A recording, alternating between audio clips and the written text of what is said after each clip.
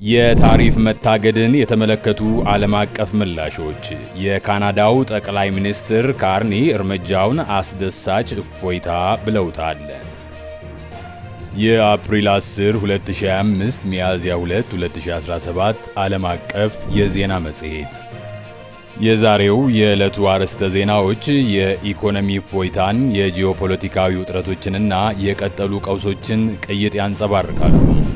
ከዓለም አቀፍ ዋና ዋና ዜናዎቻችን በተጨማሪ አንድ ዜና በትንታኔ እንመለከታለን። የምንመለከተውም ዜና የፌስቡክና የቻይናን ጉዳይ የተመለከተ ይሆናል። ፌስቡክ የቀድሞ ሰራተኛው ከቻይና ጋር ተያይዞ ያቀረበችበትን ክስ ያኮረፈች የቀድሞ ሰራተኛ በማለት ፈርጇታል። በዝርዝር እንመለከተዋለን። ይህ ቴድኤል ኒውስ ነው። የተሟላ የሀገር ውስጥና የዓለም አቀፍ መረጃዎችን በተመጠነ ጊዜ የተሟላ መረጃ ገረፍ ያሉ ዜናዎችን የምታገኙበት። አብራችሁን ቆዩም። ተጨማሪ መረጃዎችን ለማግኘት ሰብስክራይብ፣ ላይክ፣ ሼር፣ ኮመንት አድርጉ።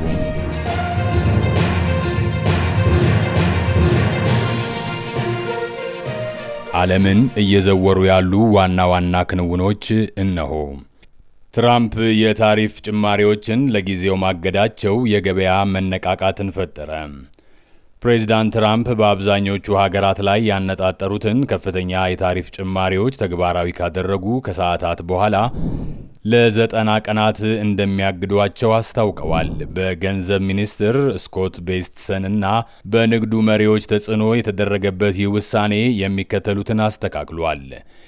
የእስያና የዓለም አቀፍ የአክሲዮን ገበያዎች ከፍ እንዲሉ፣ የባለሀብቶች ስጋት በመቀነሱ የመንግስት የግምጃ ቤት ቦንድ ገቢዎች ትሬዠሪ ይልድስ እንዲወርዱ፣ የአውሮፓ ህብረት ፕሬዚዳንት ኡርሱላ ቮንደር ሌየን እርምጃውን በደስታ የተቀበሉ ሲሆን ህብረቱ ለአሜሪካ ያቀረበውን ከዜሮ ወደ ዜሮ ፍሮም ዜሮ የታሪፍ ቅነሳ ወይም ማስወገድ ሐሳብን በድጋሚ ያረጋግጠዋል። ይሁን እንጂ በቻይና ላይ የተጣሉት ታሪፎች ያልተለወጡ ሲሆን ይህም በዓለም ሁለቱ ግዙፍ ኢኮኖሚዎች መካከል ያለውን የንግድ ጦርነት አባብሷል።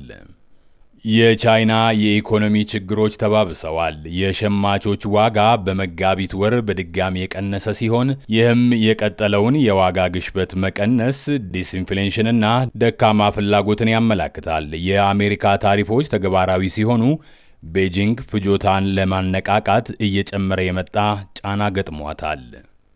ትራምፕ ኢራንን በኒውክሌር ፕሮግራሟ አስጠነቀቁ። የአሜሪካው ፕሬዝዳንት ቴህራን የኒውክሌር ጦር መሳሪያ ፕሮግራሟን ለመተው ፈቃደኛ ካልሆነች በኢራን ላይ ወታደራዊ ጥቃት መሰንዘር ሊከሰት የሚችል መሆኑን ገልጸዋል። ይህም የመካከለኛው ምስራቅን ውጥረት እንደገና አቀጣጥሎታል። በዶሚኒካ ሪፐብሊክ የምሽት ክበብ አደጋ። በሳንቶ ዶሚኒጎ በሚገኘው ጄት ሴት የምሽት ክበብ ጣሪያ መደርመስ ምክንያት በሜሬንጌ ኮንሰርት ወቅት ከ100 በላይ ሰዎች ከገደለው አደጋ በኋላ የማፈላለግ ቡድኖች በሕይወት የተረፉ ሰዎችን ለማግኘት ቁፋሯቸውን ቀጥለዋል። የኢኮኖሚ አለመረጋጋት የአክሲዮን የመጀመሪያ የሕዝባዊ ሽያጭን IPOS እያዘገየ ነው። በኢዋይ መሰረት በታሪፍ አለመረጋጋት ምክንያት ኩባንያዎች የአክሲዮን የመጀመሪያ ህዝባዊ ሽያጮቻቸውን IPOS እስከ 2026 ድረስ እያራዘሙ ነው። የአሜሪካ ማዕከላዊ ባንክ FED በንግድ መስተጓጎሎች ምክንያት የበለጠ ቀጣይነት ያለው የዋጋ ግሽበት ስጋቶች እንዳሉ አስጠንቅቋል። የታሪፍ መታገድን የተመለከቱ ዓለም አቀፍ ምላሾች። የካናዳው ጠቅላይ ሚኒስትር ካርኒ እርምጃውን አስደሳች እፎይታ ብለውታል። ነገር ግን ዓለም አቀፍ ንግድ መሰረታዊ የሆነ ዳግም መዋቅር ሊገጥመው እንደሚችል አስጠንቅቀዋል። ጎልድማን ሳክስ የኢኮኖሚ ድቀት ሪሰንሴሽን የመከሰት ዕድልን ከ50% በታች በሚል አሻሽሏል። የዕለቱ ዋና ዋና ቁልፍ ነጥቦች፣ ዋና ዋና ጭብጦች። ገበያዎች የእፎይታ ትንፋሽ ቢተነፍሱም የረዥም ጊዜ የንግድ ውጥረቶች ግን ቀጥለዋል። የቻይና ኢኮኖሚ በዋጋ ቀነሳ ጫናዎች ውስጥ ሆኖ እየታገለ ነው። ከኢራንና ከቀጠሉት የአሜሪካና የቻይና ግጭቶች ጋር ተያይዞ የጂኦፖለቲካዊ ስጋቶች ያንዣብባሉ። የዕለቱ ዋና ዋና ዜናዎች ይህንን ይመስላሉ። ለትንተና ከመረጥነው አንድ ርዕስ ጋር እንቀጥላለን። የቀድሞ የፌስቡክ ስራ አስፈጻሚ ኩባንያው ከቻይና ጋር በመተባበር የሳንሱር መሳሪያዎችን አዘጋጅቷል ሲሉ ከሰሱ።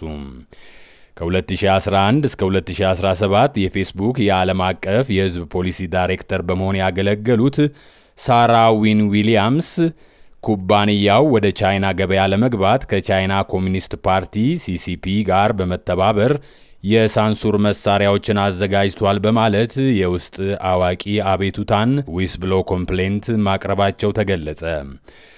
በአቤቱታው መሰረት በ2014 እና 2017 መካከል ፌስቡክ ለቻይና የሕግ መስፈርቶች የተዘጋጀ የሳንሱር ስርዓት ፈጥሯል። ይህ ስርዓት ለይዘት ግምገማ ኃላፊነት የሚወስድ ዋና አዘጋጅ የመሾም ዕቅድና በማኅበራዊ አለመረጋጋት ጊዜያት መድረኩን የመዝጋት ዕድልን ያካተተ ነበር ተብሏል።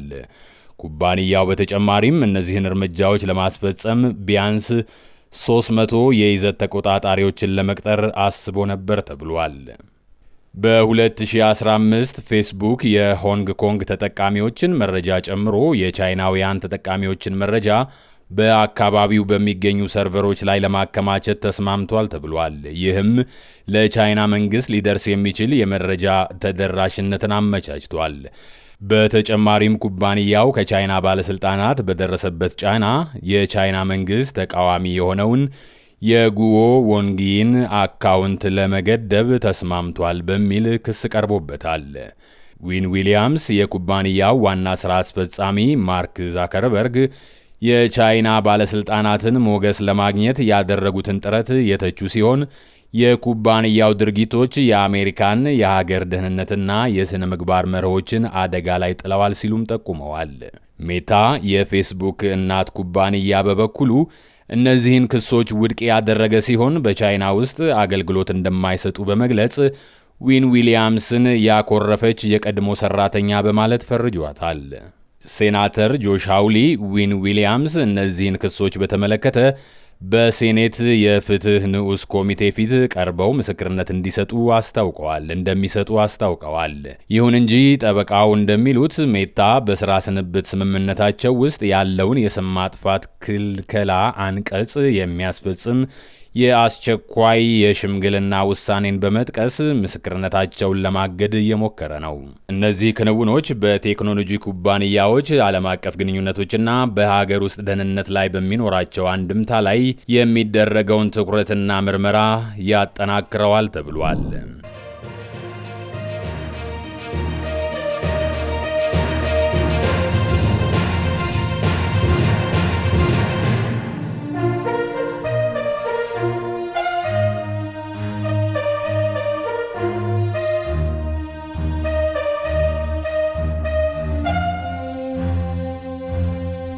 ይህ ቴድኤል ኒውስ ነው።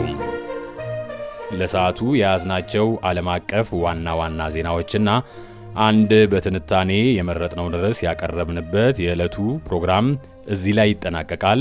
በቀጣይ ዕለታዊና ትኩስ መረጃዎችን ይዘን ተመልሰን እስክንገናኝ ቸር ያቆየን፣ ቸር ወሬም ያሰማን። መልካም ጊዜ።